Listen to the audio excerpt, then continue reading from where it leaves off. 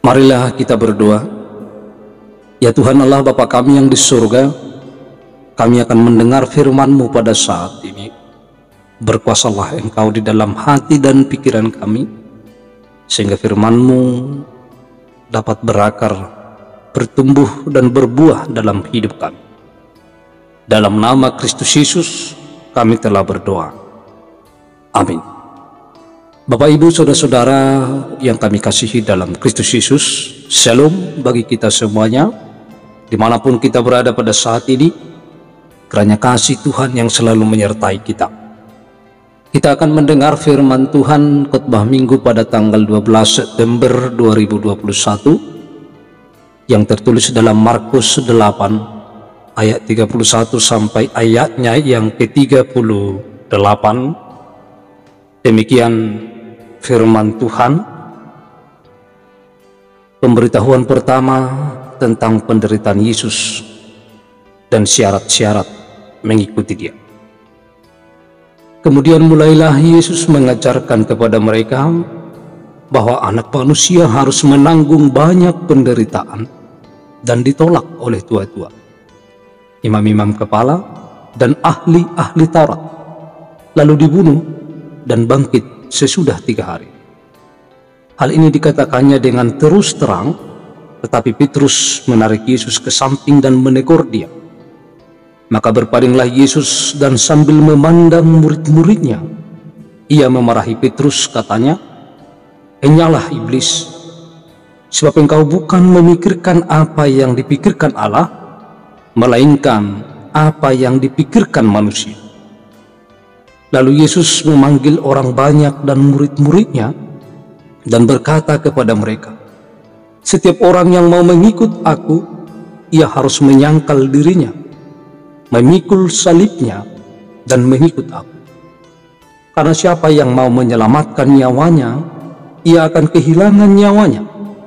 Tetapi barang siapa kehilangan nyawanya karena aku dan karena Injil, ia akan menyelamatkannya. Apa gunanya seorang memperoleh seluruh dunia ini, tetapi ia kehilangan nyawanya? Karena apakah yang dapat diberikannya sebagai ganti nyawanya? Sebab barang siapa malu karena aku dan karena perkataanku di tengah-tengah angkatan yang tidak setia dan berdosa ini, anak manusia pun akan malu karena orang itu apabila ia datang kelak dalam kemuliaan Bapanya diiringi malaikat-malaikat kudus." Demikian jauh pembacaan firman Tuhan. Bapak Ibu Saudara-saudara yang kami kasihi dalam Kristus Yesus, tema khotbah minggu kita, berhikmat dalam Yesus. Dalam firman ini dengan sangat jelas kita melihat bagaimana Yesus mengajarkan, menanamkan sesuatu yang akan terjadi bagi dirinya sendiri. Yesus berbicara tentang dirinya sendiri, akan apa yang akan terjadi di hari yang akan mendatang tentang dirinya. Tetapi sebelumnya bahwa ahli Taurat dan orang-orang Farisi telah berencana untuk menangkap Yesus. Mereka telah bersekutu dan berkumpul bagaimana caranya untuk menangkap dan membunuh Yesus. Karena bagi orang Farisi dan ahli Taurat, Yesus dianggap sebagai saingan di dalam bait Allah. Dianggap sebagai saingan untuk menghalangi setiap pergerakan mereka di dalam pelayanan-pelayanan di bait Allah. Padahal kehadiran Yesus adalah bukan sebagai saingan, tetapi Yesus adalah yang diutus oleh Allah untuk menyelamatkan dan untuk memberitakan kerajaan Allah ke tengah-tengah dunia. Bapak Ibu Saudara-saudara, dalam pengajaran Yesus pada saat ini bahwa para murid diajarkan bagaimana mereka supaya berhikmat di dalam menghadapi setiap persoalan yang akan terjadi. Diajarkan bagaimana mereka melihat setiap situasi yang akan terjadi, bahkan setiap penderitaan yang akan terjadi, mereka harus mengambil hikmatnya dari setiap penderitaan yang mereka lihat dan alami. Di dalam firman ini bahwa Yesus memberitakan dan mengajarkan bagaimana dirinya akan ditangkap, akan diadili, dan bahkan akan dibunuh, tetapi akan bangkit pada hari yang ketiga. Mendengar pengajaran Tuhan Yesus ini, bahwa tentu para murid marah. Para murid tidak terima kalau guru mereka akan ditangkap. Tetapi Yesus ingin menanamkan suatu hikmat bagi kehidupan mereka. Suatu hikmat bagi para murid-muridnya ketika hal itu terjadi, supaya mereka memiliki hikmat di dalam menghadapi persoalan yang akan dialami oleh Yesus. Sehingga dengan hikmat yang mereka miliki nantinya, mereka akan tetap berjalan sesuai dengan kehendak Tuhan dalam hidup. Yesus memberikan satu doktrin kepada mereka tentang anak manusia, atau apa yang akan dialami oleh anak manusia itu, yaitu Yesus. Bapak Ibu saudara-saudara yang kami kasihi di dalam Kristus Yesus, di dalam penjelasan perikop kita pada saat ini, ketika Yesus menyampaikan bahwa anak manusia harus menanggung banyak penderitaan dan ditolak dan dibunuh dan bangkit pada hari ketiga, lalu Petrus menarik Yesus dan menegur Yesus. Dengan kata lain, bahwa Petrus tidak terima dengan apa yang dikatakan oleh Yesus. Sebab Petrus berpikir bahwa yang dipikirkannya adalah keselamatan jasmani, keselamatan Yesus. Tentu bahwa Petrus juga tidak terima kalau Yesus mati, dibunuh. Tidak terima mati Yesus adalah secara tidak wajar. Hal itu adalah wajar karena manusia tidak mau mati secara tidak wajar.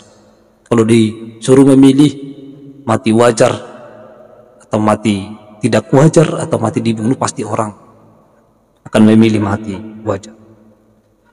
Tetapi ketika Petrus menegur Yesus, Yesus memarahi Petrus dan mengatakan, "Enyahlah engkau iblis. Sebab engkau hanya memikirkan apa yang dipikirkan oleh dunia. Kau tidak memikirkan apa yang dipikirkan oleh Allah." Sebab yang dipikirkan oleh Petrus adalah rancangannya sendiri, tetapi dia tidak masuk kepada rancangan Allah atau apa yang dikehendaki oleh Allah dalam kehidupan ini. Bapak Ibu saudara-saudara, Tuhan Yesus melanjutkan pengajarannya kepada para muridnya. Setiap orang yang mau mengikut aku, ia harus menyangkal dirinya, memikul salibnya, dan mengikut aku. Menyangkal diri berarti mengikuti Yesus Kristus secara tulus dan benar dalam hidup ini. Mengikuti Yesus berarti dia harus melakukan apa yang dilakukan oleh Yesus, yaitu melaksanakan kehendak Bapa. Ini berarti seseorang harus melakukan segala sesuatu yang dilakukan oleh Yesus. Saudara-saudara, apa yang dilakukan Yesus dalam kehidupannya? Kita pernah melihat dan mendengar bahwa Yesus adalah orang yang sangat sering berdoa, menyerahkan hidupnya kepada Tuhan. Yesus tahu apa yang akan terjadi. Dia akan diadili dan dihukum, tetapi dia berdoa kepada Tuhan, "Jikalau engkau berkehendak, ambillah cawan ini daripadaku, ambillah penderitaan ini daripadaku. Tetapi di akhir dari doa Yesus mengatakan, bukan kehendakku, melainkan kehendakmu. Ini artinya bahwa Yesus tidak memaksakan kehendaknya kepada Allah, tetapi biarlah kehendak Allah yang akan terjadi, walaupun dia harus menanggung banyak penderitaan, walaupun dia harus menanggung salib. Biarlah bahwa yang akan terjadi adalah kehendak Allah, bukan kehendak Yesus. Bapak Ibu Saudara-saudara, penyangkalan diri juga berarti menempatkan kebenaran di atas segalanya. Jadi menyangkal diri adalah menempatkan kebenaran dan kehendak Allah lebih tinggi daripada keinginan pribadi, lebih tinggi dari keinginan daging, lebih tinggi dari keinginan kita. Menyangkal diri adalah bahwa kehendak Allah satu-satunya lebih tinggi dari segala sesuatu dalam kehidupan kita. Ini adalah suatu tindakan yang tidak mudah, karena kita sering melakukan apa-apa yang kita anggap mudah dan menguntungkan kita, tanpa mempertimbangkan apa yang sebenarnya diinginkan oleh Tuhan dalam kehidupan kita sehari-hari. Saudara-saudara yang kami kasihi dalam Kristus Yesus, bahwa hikmat itu harus menempatkan kehendak Allah dan kebenaran Allah lebih tinggi dari segala keinginan daging kita dalam hidup ini. Lalu yang selanjutnya, menyangkal diri adalah bagaimana kita meninggalkan segala keinginan daging kita, hawa nafsu kita, keduniawian kita, dan kita datang kepada Kristus. Tentu bahwa mengikut Yesus harus menyangkal diri. Yesus adalah juru selamat manusia, dan sesungguhnya keselamatan hanya ada di dalam Dia. Konsekuensi mengikut Yesus untuk besertanya dalam kemuliaan Bapa diiringi dengan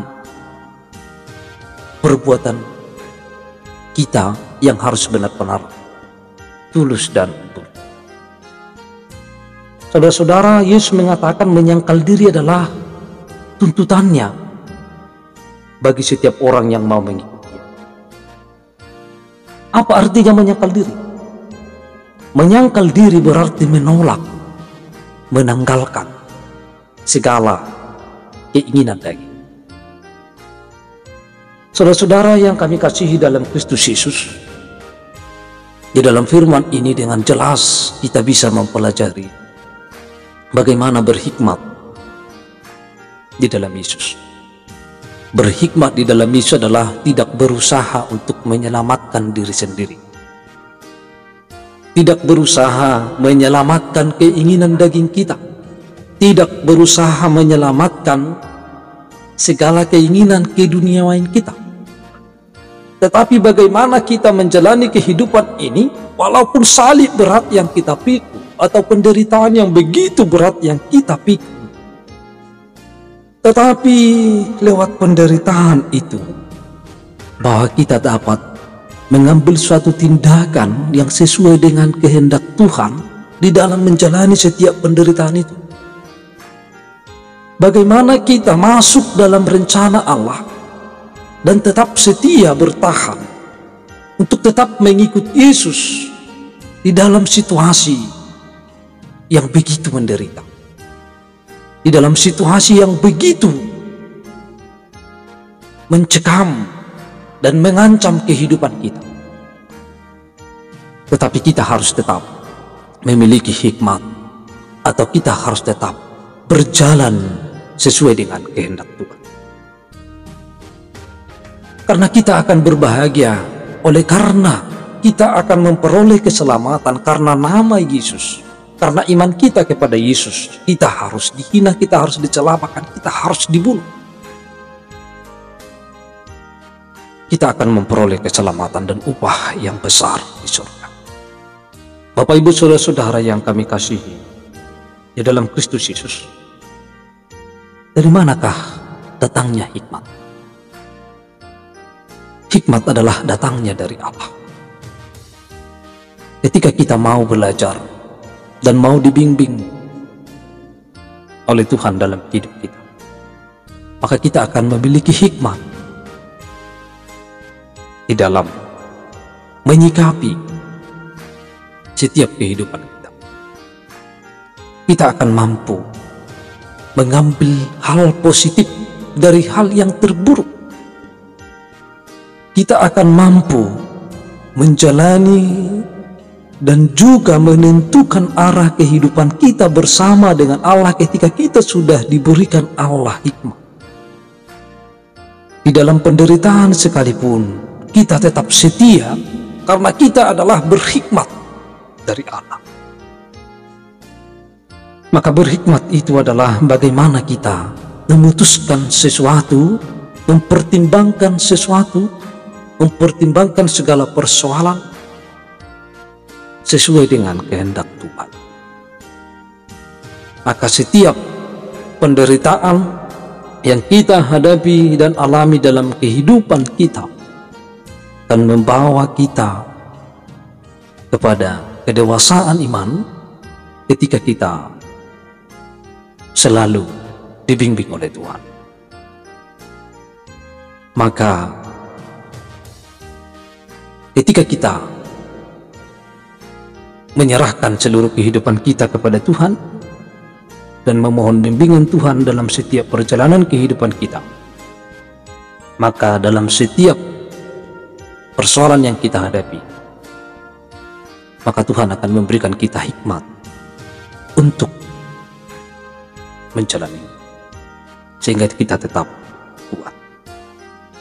Maka berhikmat di dalam Yesus adalah menempatkan Yesus lebih tinggi dari segala keinginan kita, menempatkan Yesus dan kehendak Allah di atas segala kebutuhan dan keinginan kita.